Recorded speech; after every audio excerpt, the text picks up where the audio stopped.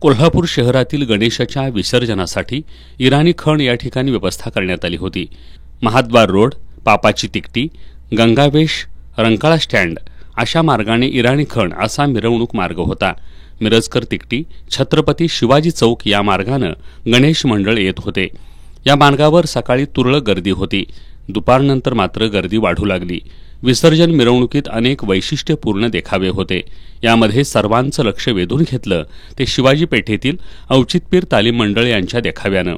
यामध्ये त्यांनी विशाळगड अतिक्रमणाविषयी भाष्य करत एका राक्षसाची वेशभूषा केलेला कलाकार, करा राजकारण गडांचे, पोट भरतो मी दगड खाऊन किल्ल्यांचे अशा आशयाचा फलक घेऊन उभा होता। या देखाव्यासह मंडळानं पारंपरिक पद्धतीनं मिरवणूक काढली।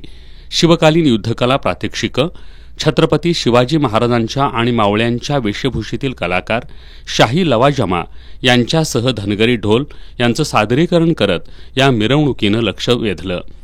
सनगर तालीम मंडळ, बोडके तालीम मंडळाच्या मिरवणुकीत वारकरी दिंडीचा देखावा तसंच मैदानी खेळांचं प्रात्यक्षिक सादर करण्यात आलं।